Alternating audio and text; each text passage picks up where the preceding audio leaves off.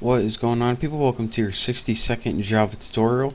And in this tutorial we're going to be getting back to what everyone loves most, and that is GUIs. So as you can see, I already created a new class called GUI, and I already went ahead and imported everything, and you should all know what this stuff means from my last tutorials. I just didn't feel like having to type it all again. You guys didn't want to watch me type it anyway, so I went ahead and imported everything we need to import.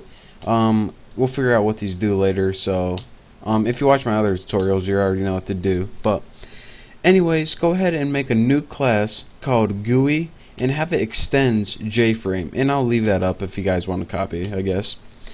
And what extends mean is it pretty much inherits everything from JFrame, and we're going to be making buttons in this tutorial, and JFrame has some built-in stuff for us to create buttons. And the first thing we're going to need to do is create two variables. So go ahead and put private JButton, and we'll create two buttons. The first one will be a regular one, and then we'll go ahead and create another one, JButton, and we'll just make this one a custom one. One of them is just going to be a regular button, and the other one, if we spell private right, it's going to be a button with our own images on it, and I'll show you where to put the images and how to do all that good stuff. So I'm going to go ahead and minimize this, so hopefully you guys got that copied down, because just because it's annoying me. So the first thing we're going to need to do is build a constructor. So go ahead and put public, and just go ahead and put GUI, or whatever you named your class right here. And we need to build a constructor because whenever we create an object from this class, we want this window to automatically pop up. We don't want to have to call a method for it to pop up. So go ahead and add no parameters. And in your constructor body, this is where we're going to be doing the meat of the programming. The first thing we're going to want to do is add a title. Now this super right here, this super keyword is how you call methods from the super class. So since we're extending JFrame, it is the JFrame constructor. So go ahead, and the constructor for the JFrame is pretty much the title. So go ahead and write the title. So you know, you guys didn't need to know that. All you guys need to know is, in order to add a title to your window, just put super the title. I just want to tell you guys, if you don't know what the super does, it allows you access to your super class. So you know, a little bit of information for everyone.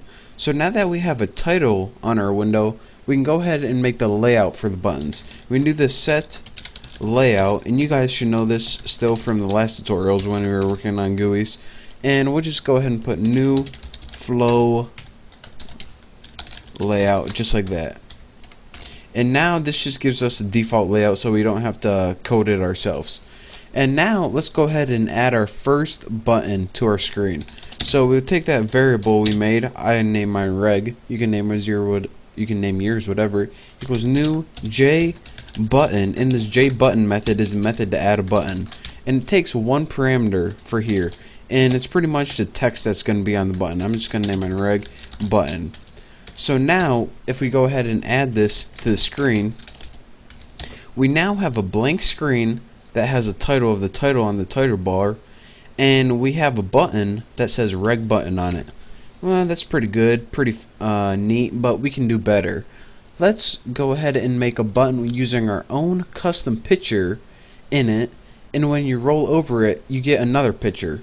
So the first thing I want to show you guys is that I have two pictures already right here.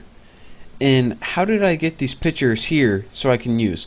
First of all, I want to tell you guys, when you create your buttons, make them like 40 by 40, and make sure you save them as ping. I tried to save them as GIF or JPEG, and ping is the only one that like gave me so it could work all the time. Java supports like GIF and JPEG and all the regular image files, but for some reason only ping was working on my computer. Maybe it's a Vista thing, maybe it's not. But once you create these images, here's where you put them. Go ahead to my computer, and you need to find the files you're working on, these class files. Mine, the default workspace, are in C, users, Greg, and then it is in a workspace.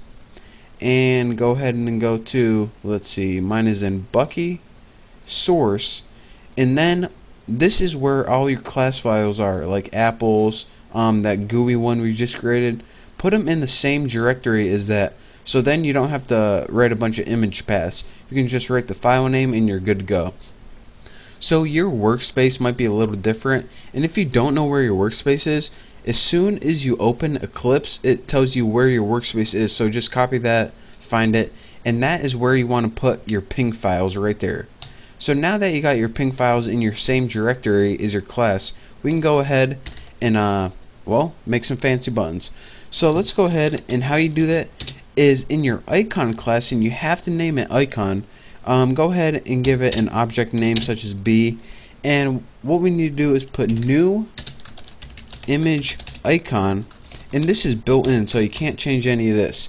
Let's go ahead and put get class, which is this class, and then put get resource, and this resource is going to be the file, and the resource is going to be, well, I named mine b.ping. And what this does is pretty much take that image and save it in an object named B. So now we actually have two images, or at least I do. I have one named B and one named X. So let's go ahead and create a new one by pasting that in. Icon X is equal to new image x.ping. And if you're wondering, alright, what's this b.ping and x.ping? They're actually just two images I made in Photoshop earlier, so you guys won't have them on your computer, but I just needed a little something to test on, so that's what I did. So now that I have an image named B and an image named X, I can go ahead and change those in the buttons. So what I'm gonna do is take that custom button, remember I named it custom out here, and do custom, and for the value I'm gonna set it equal to new JButton, and for my parameters it first takes the name what's on the button, and I'm gonna name it custom. And for the second parameter, this is an optional parameter. You can have the image you want to appear on the button as well. So I'm gonna have B, and this is pretty much just a little graphic. It's a 40 by 40 graphic, and it's like well, I guess you guys are gonna see. And another cool thing that we can do with it, if you said, alright, on the button we just created, there's an image. Okay, I got that, but what are you gonna do with this X image right here? Well, that X image is gonna be the rollover for it. So whenever we want to create a rollover, what we do is type the name of that button right there, and you need to put set roll over icon right there. Actually, set roll over, I selected the wrong one, embarrassing. And the argument for this is of course the image you want to roll over. And now let's just add the custom button to the screen. So now we got two buttons on the screen right here. We have a regular button and we have a custom button. So in the next tutorial we're going to be creating a class so when we click the button it's going to handle the event, and we're also going to be that's it. We're going to be seeing these buttons in action. So, and I'll also go over everything I did in case I kind of confused you by going too fast. But for now, my tutorial is getting too long, so thank you guys for watching. Make sure you check out the next tutorial where we see these buttons in action. So again, thank you. Don't forget to subscribe, and I will see you next time.